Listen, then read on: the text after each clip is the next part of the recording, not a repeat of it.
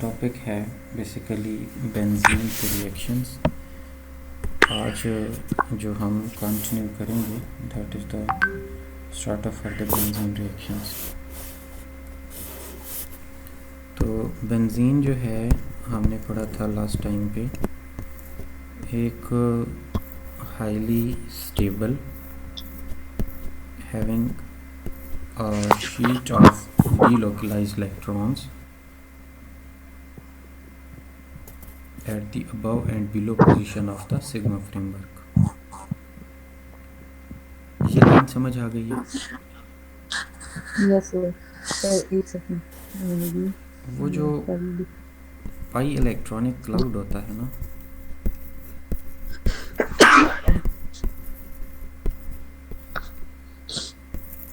Benzene पाई electronic cloud जो है ये डीलोकलाइज्ड होता है।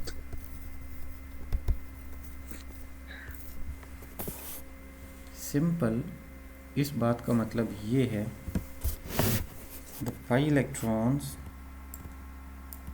in case of the benzene are not specific।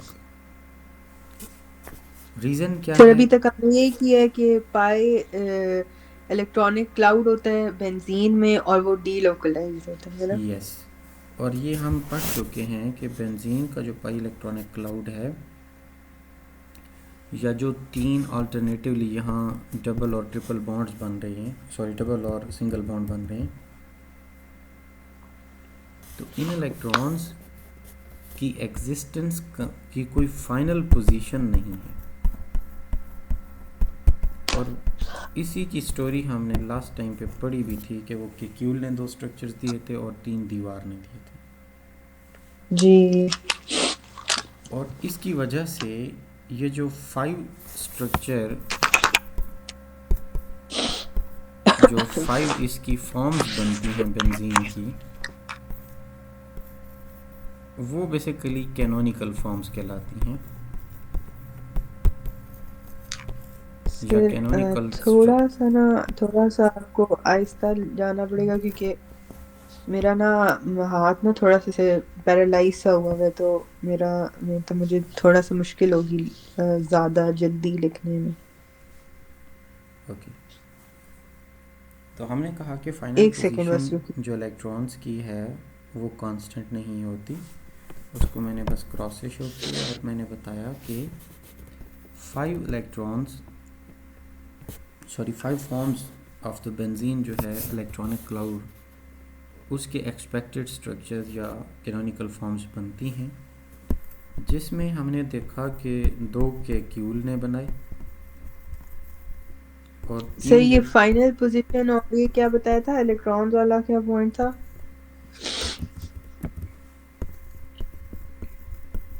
ये रेड वाला जो सर आपने लिखा है, ये रेड इसमें से मैंने ये सेकंड वाला। बताया बच्चे, आप तवज्जो रखें ना, आपके हाथ का मसला, लेकिन होश यहाँ रखें। फाइनल पोजीशन अच्छा। ऑफ इलेक्ट्रॉन्स जो होती है आपकी, जब डीलोकलाइज होते हैं तो आप उसकी फाइनल पोजीशन को डिजिग्नेट नहीं कर सकते कि यहाँ फ़लाँ वाला इलेक्ट्रॉन है। यानी इसकी फ़ाइनल पोजीशन जो है वो आपकी फाइनलाइज्ड नहीं होती, किसी एक स्पेसिफिक फॉर्म पे फिट नहीं होती है, बल्कि वो आपस में मर्ज होती रहती हैं, जिसकी वजह से आपके पास 5 टाइप्स फॉर्मेशन ऑफ स्ट्रक्चर्स बन सकते हैं या कैनोनिकल फॉर्म बनती हैं, जिसमें से 2 के क्यूल ने स्ट्रक्चर आपको मॉडिफाई करके दिए थे या बताया था, 3 दीवार ने बताए थे। अब हम ये जो 5 स्ट्रक्चर्स हैं या कैनोनिकल फॉर्म्स हैं, इन सारों का इम्पैक्ट ये आता है कि अगर कोई ऐसी स्पीशीज जो कि इलेक्ट्रॉन लवर है, ये थोड़ा सा ऊपर कर देंगे अपना काम। मैं करता हूँ। इलेक्ट्रॉन लवर से क्या मुराद है? देखो, बेंजीन के पास एक्सेस ऑफ इलेक्ट्रॉनिक क्लाउड है, डीलोकलाइज है, नो डाउट है, but there are 3 pi bonds in case of the benzene structure। so वो जो आपके पास 3 2s are 6, वो जो इलेक्ट्रॉनिक क्लाउड है बेंजीन का, वो हम्म, अवेलेबल हो सकता है किसी इलेक्ट्रॉन लवर को। सिंपल सी बात है ना, इलेक्ट्रॉनिक एक्सेस है तो कोई ऐसा जिसकी एफिनिटी इलेक्ट्रॉन के लिए ज़्यादा है वो आके अटैक कर सकता है ना इस पर। जी। जब जिसकी एफिनिटी इलेक्ट्रॉन के लिए अलहदा है और मतलब थोड़ी ज़्यादा है वो इस पर अटैक करेगा, तो उसमें दो तरह के वेरिएंट्स आते हैं। इलेक्ट्रॉन लवर को हम क्या कहते हैं, पहले तो ये पता होना चाहिए, इलेक्ट्रोफाइल कहते हैं इसको। हम्म। यानी इसका मतलब इलेक्ट्रोफाइल अटैक कर सकता है। अटैक करेगा किस पर? बेंजीन पर। अब बेंजीन जो है इसके ऊपर अटैक करने वाला इलेक्ट्रोफाइल है, तो बेंजीन क्या हुआ? न्यूक्लियोफाइल नहीं हुआ क्या? जी। इसकी रीज़न सुने ज़रा।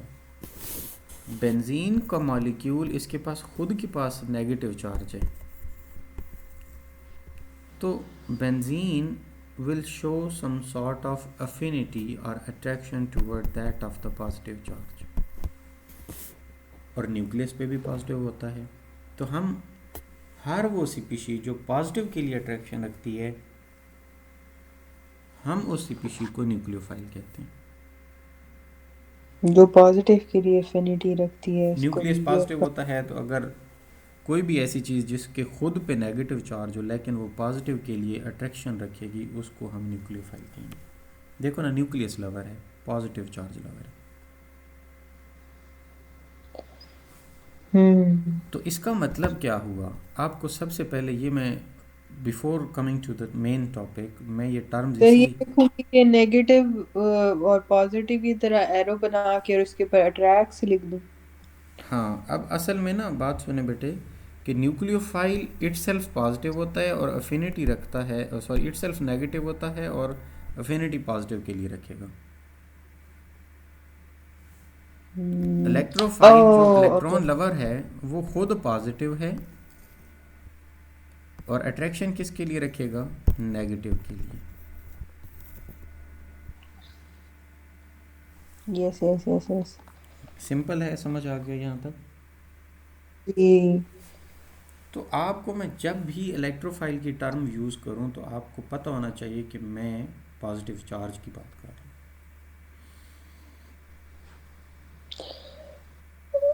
सर जब आप इलेक्ट्रोफाइल की बात करेंगे तो हम कहेंगे कि पॉजिटिव है और नेगेटिव को अट्रैक्ट करेगा। हाँ जी, बिल्कुल ऐसे ही है।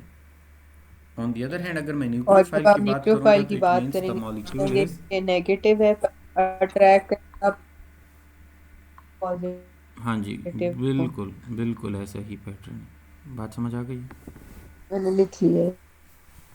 अच्छा, जब जी ये चीज़ सर। आपको क्लियर हो जाती है, एक और चीज़ आपको मैं यहाँ पे, ये दो टर्म्स के बाद नेक्स्ट आ जाती है जो थोड़ी सी हट के टर्म है, वो है लीविस एसिड। ऐसे हो गई। तो लीविस एसिड और लीविस बेस क्या चीज़ होती है? जो स्पीशी पेयर ऑफ इलेक्ट्रॉन्स को एक्सेप्ट करती है उसको बोलते हैं लीविस एसिड। हम्म। इसका मतलब अगर मैं कहूँ कि एज पॉजिटिव, ये एक इलेक्ट्रॉन, दो इलेक्ट्रॉन्स या इलेक्ट्रॉन का पेयर जो है वो ले सकता है ये, तो इसलिए एज पॉजिटिव को मैं कह सकता हूँ कि that is a Lewis acid. जी। इसका मतलब मैं ये भी कह सकता हूँ कि H की जगह अगर कोई E के ऊपर पॉजिटिव पड़ा हो, E से मुराद कोई भी इलेक्ट्रॉन लवर, इट मीन्स कि ऐसा पॉजिटिव चार्ज वाला जो नेगेटिव के लिए अट्रैक्शन रखता हो, इलेक्ट्रोफाइल कहलाते हैं। उसके ऊपर पॉजिटिव चार्ज ये इंडिकेट करता है कि it has a shortage of electrons. अगर इसके पास दो इलेक्ट्रॉन चले जाएं तो लाजमी सी बात है कि ये लीविस एसिड के तौर पे एक्ट कर रहा है। एच पॉजिटिव है आ गया। यार देखो, सिंपल सी यस। बात है कि इलेक्ट्रॉन का पेयर एक्सेप्ट करने की प्रोबेबिलिटी जिसमें भी होगी वो लीविस एसिड है, वो चाहे H जी। पॉजिटिव हो चाहे E पॉजिटिव हो। ई पॉजिटिव को ओके। हम दूसरे लफ्ज़ों में इलेक्ट्रोफाइल भी कहते हैं, एच पॉजिटिव को भी इलेक्ट्रोफाइल कह सकते हैं, क्योंकि इलेक्ट्रॉन को लवर तो है ना। हम्म। अच्छा, अब ये यहाँ तक आपको कुछ चीज़ें जो पता लगी, वो न्यूक्लियोफाइल का पता लगा, ल्यूइस एसिड का पता चला, आपको इलेक्ट्रोफाइल का पता चला कि क्या होते हैं, और इनके बीच में आने वाला जो डिफरेंस है वो भी आपने क्लैरिफाई कर लिया है। जी। अब हम ज़रा इधर से एक और पैटर्न पे जाते हैं जिसमें हमारे लिए ये अंडरस्टैंड करना ज़रूरी है कि ये जो चीज़ें हैं सारी, मतलब जिसमें हम बेंजीन के रिएक्शंस की तरफ जा रहे हैं, इसका एक यूनिवर्सल और सुपर जनरल मैकेनिज़्म होता है। हम पहले वो देखते हैं और उसी पैटर्न पे आपके बाकी तकरीबन बेंजीन के आज के रिएक्शंस हैं। तो मैंने आपको जो सबसे पहले बच्चे आज बात बताई वो ये थी कि बेंजीन का इलेक्ट्रॉनिक क्लाउड जो है वो डी लोकलाइज्ड है। ये आप भी मानते हैं।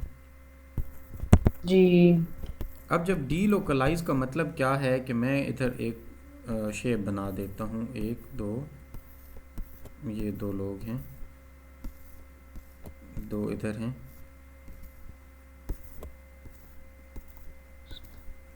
ओके, मैं अब एक दो इस तरह से बना लेता हूँ।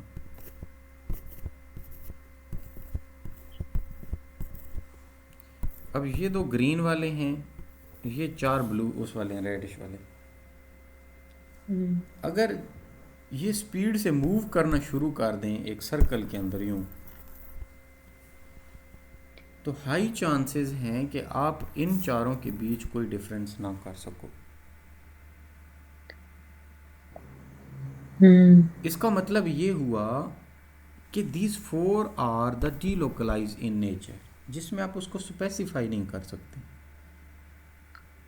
आप उसको पॉइंट आउट करने की एबिलिटी खो देते हैं, तो उसको डीलोकलाइज कह रहे हैं। जब ये बात आती है तो अब अगर आपके पास कोई ऐसी सुपर टाइप की दूरबीन लगी हो जिससे आप इनकी जो है वो इनकी कोई ना कोई ऐसी निशानी लगा लें, या इन लोगों की, इन चार तरह के जो कंटिन्यूस सेम ड्रेस के अंदर हैं, इनका कोई आइज़ का या कोई ड्रेसिंग या कोई हेयर स्टाइल वगैरह आप देख के आप इसको कोई कीन ऑब्जर्वर बंदा ले लें, तो वो हो सकता है कि इन चारों में फ़र्क महसूस कर सके। ठीक है, मतलब क्या है कि अगर आपके पास एक्सटर्नल ऑब्ज़र्व करने वाला ज़्यादा स्ट्रॉन्ग और कीन ऑब्ज़र्वर होगा, तो वो इन चारों के बीच भी कहीं ना कहीं बता देगा, भाई फ़लाँ का बाजू ऐसे है, फ़लाँ की टांग ऐसे है, यानी उसकी डिटेल ज़्यादा वो फोकस कर रहा होगा, है ना। जी। बिल्कुल इसी पैटर्न पे डीलोकलाइज जब इलेक्ट्रॉनिक क्लाउड है आपका पाई इलेक्ट्रॉन्स, तो इन पाई इलेक्ट्रॉन्स को या पाई इलेक्ट्रॉनिक क्लाउड को जो नॉर्मल स्ट्रेंथ का पॉजिटिव चार्ज होता है वो इसको ब्रेक नहीं कर सकता, आइडेंटिफाई नहीं कर सकता, या उससे बॉन्डिंग की इस्तात नहीं रखता वो। देखो, अच्छा, ये जो भी लाइन बोली ये जरा बताइएगा। मैं कह ये रहा हूँ कि बच्चे आपके पास जो डीलोकलाइज इलेक्ट्रॉनिक क्लाउड है ना, ये डीलोकलाइज इलेक्ट्रॉनिक क्लाउड जो है ये इतना स्पेसिफाइड नहीं है कि वीक अगर इलेक्ट्रोफाइल आ जाता है कोई, तो वो उन इलेक्ट्रॉन्स को वहाँ से पिकअप कर ले, ऐसा नहीं है पॉसिबल। ठीक है, इसका मतलब ये है कि देखो ये इलेक्ट्रॉन घूम रहे हैं ऐसे सर्कल में, अब 6 इलेक्ट्रॉन घूम रहे हैं और कोई एक ऐसा ई पॉजिटिव यानी कि पॉजिटिव चार्ज ऐसा जो कि इलेक्ट्रॉन के लिए अट्रैक्शन रख रहा हो या नेगेटिव के लिए रख रहा हो, उसको इलेक्ट्रोफाइल में कह सकता हूँ ई पॉजिटिव। अगर वो इस तरह आएगा और वो पॉजिटिव ई पॉजिटिव वाला अगर स्ट्रॉन्ग हैवी पॉजिटिव है, तो वो तो इधर से इलेक्ट्रॉन कोई पकड़ सकता है यहाँ से, अगर कोई वीक सा आएगा ना एच पॉजिटिव छोटा मोटा, तो ये इसको कुछ महसूस ही नहीं करेंगे, बल्कि क्या करेंगे कि ये इधर इसको सर्कल में घूमते रहने में मजबूर करेंगे, और इसमें कहीं भी कोई ऐसा सीन नहीं होगा कि वो रुक जाए। क्लियर? अब हम ज़रा थोड़ा सा प्रॉपर उस पे जाते हैं, वे पे, जिसमें हमने लर्न किया। मतलब अब मैं थोड़ा सा बुक की तरफ आता हूँ। कुछ चीज़ें, कुछ टर्मिनोलॉजीज़ आपने देख ली हैं, तो हम थोड़ा सा बुक को कंसल्ट कर लेते हैं, ताकि हमारे लिए काफ़ी सारी चीज़ें जो हैं वो अब इजी वे में चली जाएं। बच्चे याद रहे कि जब मैंने आपको बताया कि नॉर्मल जो हल्का फुल्का पॉजिटिव चार्ज होगा ना, वो बेंजीन से कोई चीज़ नहीं ले सकता। पहली तो बात याद रहे कि आज जो हम रिएक्शंस पढ़ेंगे उनका नाम है सब्स्टिट्यूशन रिएक्शन।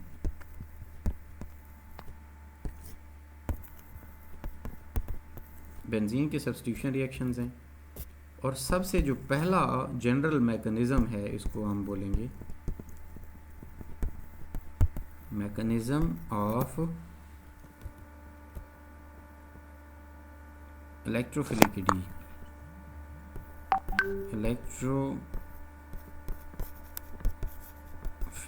एडिशन।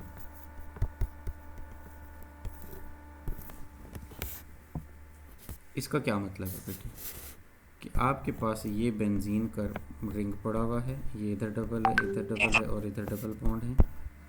साथ में एक यानी कि आपके पास रिएजेंट है जिसके पास ये वाला हिस्सा उसका न्यूक्लियस लवर है, जिसके ऊपर पार्शली नेगेटिव चार्ज है, और इस वाली साइड पे पार्शियल पॉजिटिव चार्ज है जो कि इलेक्ट्रॉन लवर है। अगर मैं सादे लफ्ज़ों में इसी चीज़ को आसान कर दूं, तो आप इसको Cl बॉन्ड H से कंपेयर कर सकते हैं। ये पॉजिटिव होता है पार्शली और ये नेगेटिव होता है। तो सिंपल जो नेगेटिव पार्ट है हम उसको न्यूक्लियोफाइल कहेंगे ना, वो न्यूक्लियस के लिए अट्रैक्शन रखेगा ना, और जो पॉजिटिव वाला है उसको हम इलेक्ट्रोफाइल कहेंगे। इसलिए इधर E लिखा हुआ है और इधर Nu लिखा हुआ है। ये क्लियर हो गया? लिहाजा जब बेटे अटैक का बारी आएगी, तो बेंजीन के ऊपर कौन सी चीज़ अटैक करेगी, पॉजिटिव वाली या नेगेटिव वाली? आपको क्या लगता है बेंजीन के पास क्या चीज़ ज़्यादा है, पॉजिटिव चार्ज या नेगेटिव चार्ज? इससे बेंजीन के पास ज़्यादा नेगेटिव चार्ज है। ज़्यादा नेगेटिव है, तो इस पे अटैक किसने करना है, पॉजिटिव वाले ने ना। तो जो पॉजिटिव वाला होगा ये ई फॉर इलेक्ट्रोफाइल है या इलेक्ट्रॉन के लिए लविंग रखेगा, तो फिर ऑटोमेटिकली ये अटैक होगा ना। तो इसलिए अब जिसके पास इलेक्ट्रॉन ज़्यादा हैं हम एरो उधर से शुरू करते हैं। तो मैंने बेंजीन से एरो शो किया और ई पे हटा के पॉजिटिव पे वो किया कि ये जो है वो पॉजिटिव चार्ज पे अटैक कर रहा है। और as a result of this attack अगर हम देखें तो आपके पास होता क्या है कि ये जो बेंजीन है ना, इसके हर 6 पोजीशन पे इधर हाइड्रोजन लगे हुए हैं। ये मैंने इधर एक शो किया है। तो जब पॉजिटिव चार्ज आपके पास जो बेंजीन का है जहाँ पे एच पड़ा हुआ है, उस एच को रिप्लेस करके इधर ई आ जाएगा। अच्छा, यहाँ से एच निकलेगा ना, वो एन यू के साथ मिल के क्या बना देगा, एन यू और एच। लिहाजा आपके पास एक ये बन जाएगा, एक ये हो जाएगा। अगर हम क्लोजली लुकअप करें तो इसमें हाइड्रोजन जो है आपके पास रिप्लेस हो गया विद द ई इलेक्ट्रोफाइल।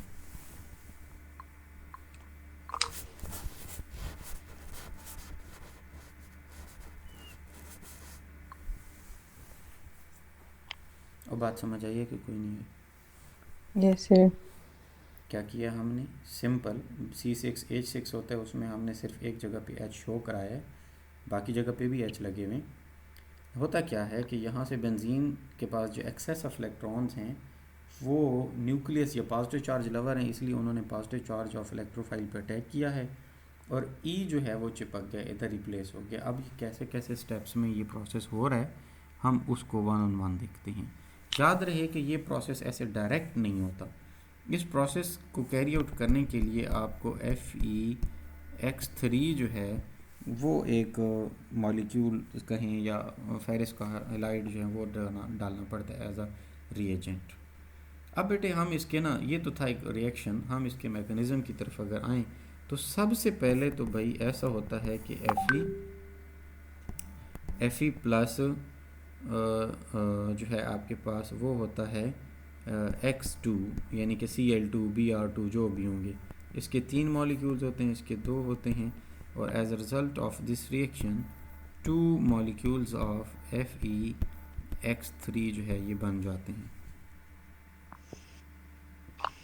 अब जब आपके पास 2FeX3 एक मॉलिक्यूल इस तरह से बना हुआ है कम्प्लेक्स सा, तो इसके अंदर इस पे अटैक करता है Nu और E पॉजिटिव वाला, और ये थोड़ा सा नेगेटिव। अब बेटे FeX3 के पास कहीं से भी और एक्स्ट्रा इलेक्ट्रॉन नहीं है कि किसी से बॉन्ड करे, लेकिन अगर कोई ऐसी स्पीशीज जिसके पास एक्स्ट्रा इलेक्ट्रॉन हो वो इस पर अटैक करे तो Fe उसका इलेक्ट्रॉन ले के उसके साथ दोबारा बॉन्डिंग कर लेता है। मतलब ये जो Ne है ना, E पॉजिटिव तब बनेगा जब Nu जो है दोनों इलेक्ट्रॉन खुद ले लेगा, E का भी एक इलेक्ट्रॉन एक अपना भी। अब यही 2 इलेक्ट्रॉन जो E का और अपने वाला था एक Fe को देता है और फिर एक से शेयर कर लेता है, तो आपके पास एक कम्प्लेक्स सा बन जाता है, यानी कि फेरिस है, X का 3 है और Nu का नेगेटिव चार्ज है, और ये चीज़ का एक कंप्लीट सेट जो है ये फॉर्मेशन होती है। साथ में E पॉजिटिव निकल आता है, E पॉजिटिव, याद रहेगा? यस याद रहेगा। अब ज़रा गौर करें आप, तो यहाँ पे E के ऊपर था पार्शल पॉजिटिव, यहाँ पे आप देखें तो E पे है पार्शल, इस पे है Nu पे पार्शल नेगेटिव। अगर आप प्रोडक्ट साइड देखते हैं तो इसके ऊपर है कंप्लीट पॉजिटिव। कंप्लीट पॉजिटिव ज़्यादा स्ट्रॉन्ग, यानी कि आपके पास पॉजिटिव चार्ज है, या पार्शियल पॉजिटिव ज़्यादा स्ट्रॉन्ग है?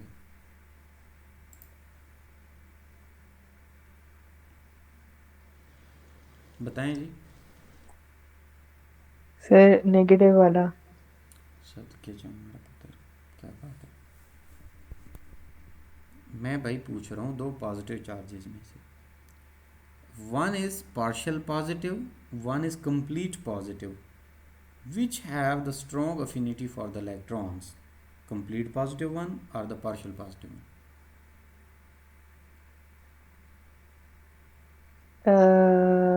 सर दोबारा सुनिए, एक मुकम्मल कंप्लीट पॉजिटिव चार्ज है, एक है पार्शियल पॉजिटिव, तो किसकी अफिनिटी इलेक्ट्रॉन के लिए ज़्यादा होगी?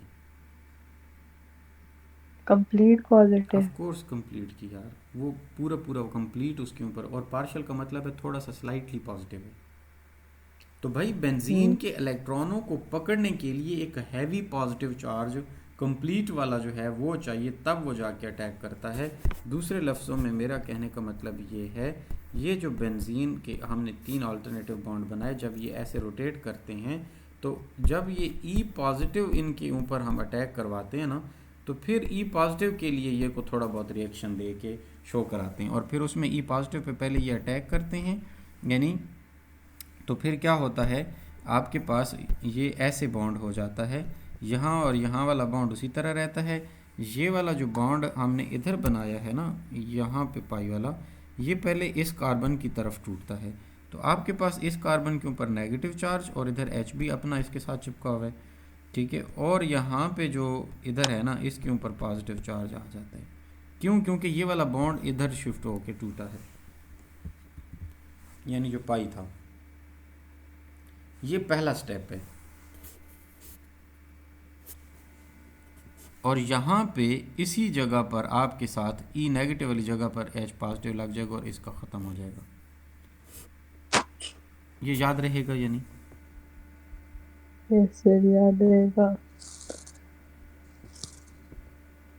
ओके, नेक्स्ट क्या होता है कि आपके पास ये जो पॉजिटिव अब इस साइड पे पड़ा हुआ है, इसको ख़त्म करने के लिए हाइड्रोजन दोनों इलेक्ट्रॉन अपने इधर दे देता है ताकि ये दोबारा डबल बॉन्ड बन जाए। मतलब मैं सादे लफ्ज़ों में यूँ कहूँ कि आपके पास जो अभी का प्रोडक्ट है, जो कि इधर जो है वो ई लगा हुआ है, यहाँ पे एच भी लगा हुआ है, इधर पॉजिटिव है। एक मिनट, एक ज़रा अच्छा से बना लेते हैं। यहाँ पे ई है, यहाँ पे एच है, और इधर जो है वो पॉजिटिव है। तो ये वाला बॉन्ड इधर शिफ्ट होता है जब, तो आपके पास जो नेक्स्ट प्रोडक्ट बनता है वो ऐसे वाला कुछ बन जाता है। ये इधर और ये ई इधर, और ये जो इलेक्ट्रॉन इधर ये वाला दे रहा होता है तो इसका पॉजिटिव ख़त्म हो जाता है और ये दोबारा डेवलप कर लेते हैं डबल बॉन्ड, और एच पॉजिटिव रिलीज़ हो जाता है। याद रहेगा।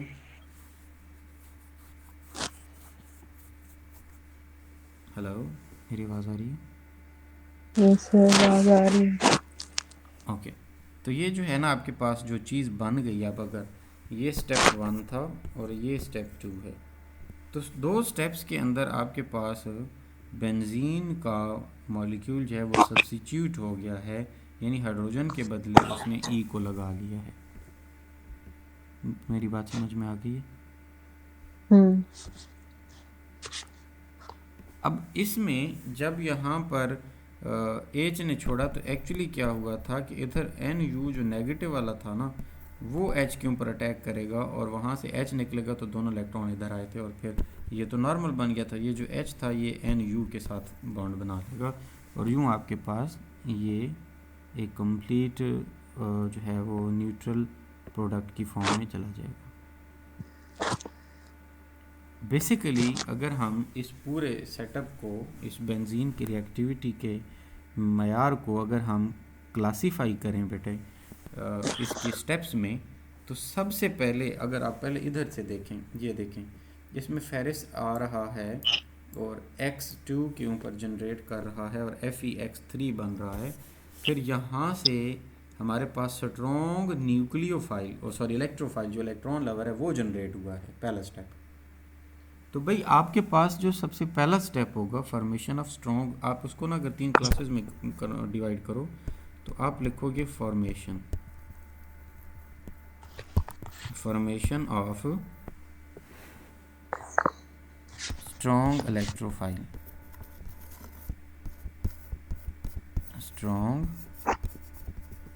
इलेक्ट्रोफाइल, अब जो स्ट्रॉन्ग इलेक्ट्रोफाइल था वो ई पॉजिटिव वाला जो है ना, इसकी जनरेशन जो है हो रही होती है, पहला स्टेप है। दूसरे स्टेप पे अगर आप जाते हो तो दूसरे स्टेप के अंदर आपके पास इसी जो है आपके पास इलेक्ट्रोफाइल है, इसी से बनता है फिनोमोनियम आयन। यानी मैं अगर इसकी स्ट्रक्चर को ड्रॉ करूं, ये तो पहला केस था ना, दूसरा है फॉर्मेशन ऑफ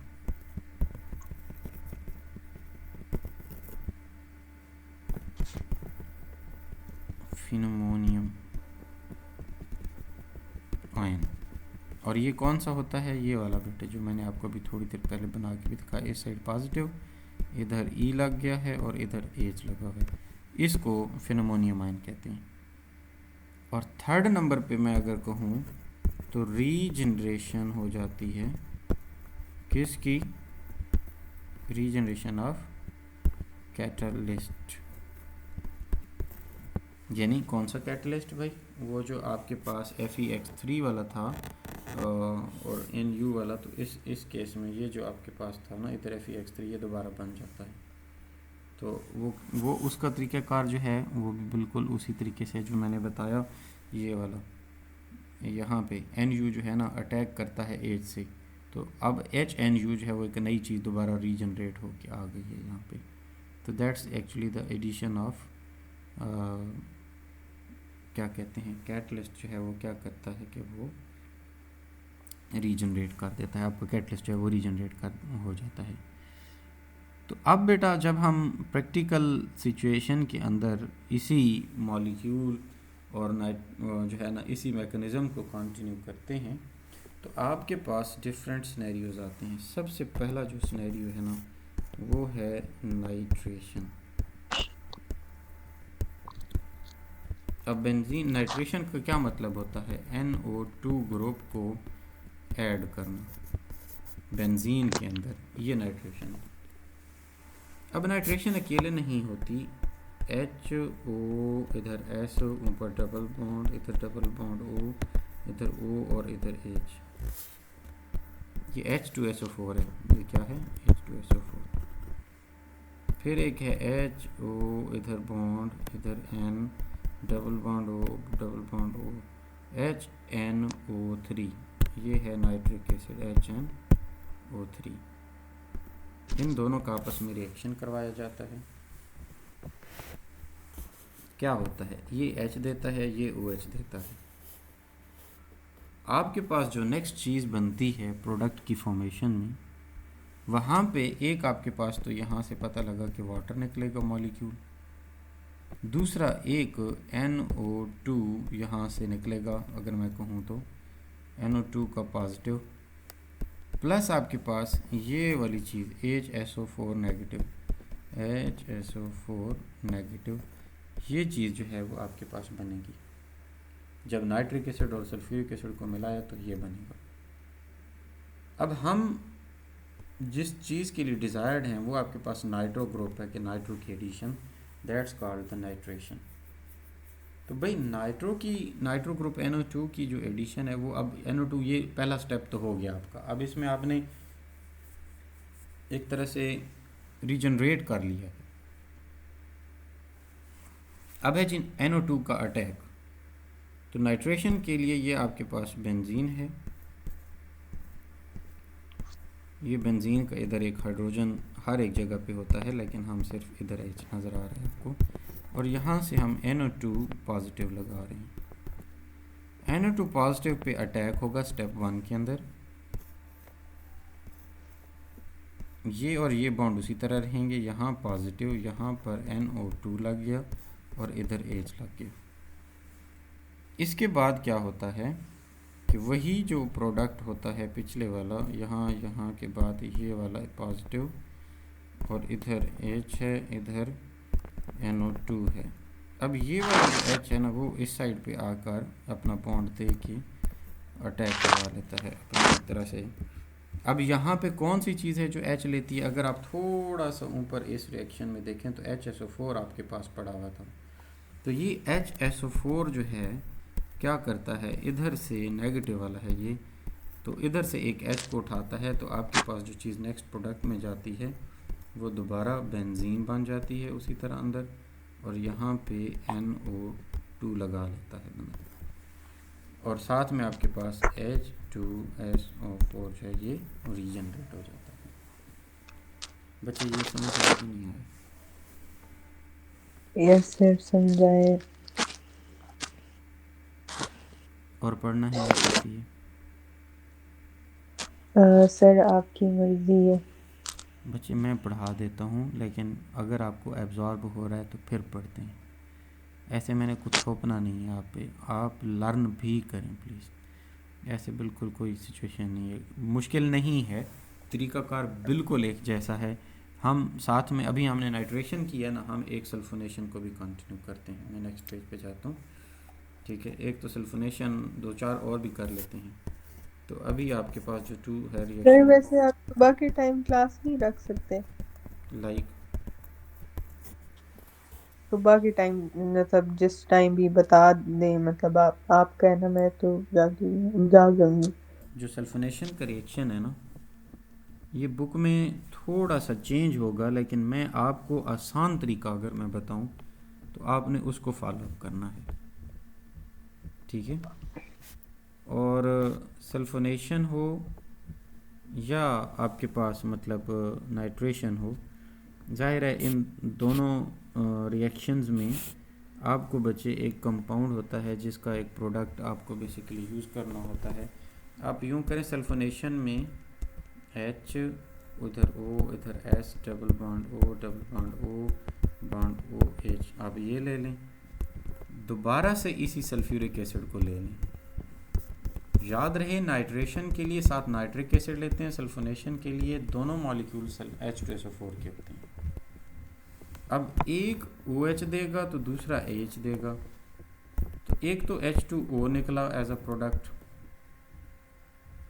दूसरा आपके पास इस साइड पे बचा HSO3 और यहाँ पे पॉजिटिव,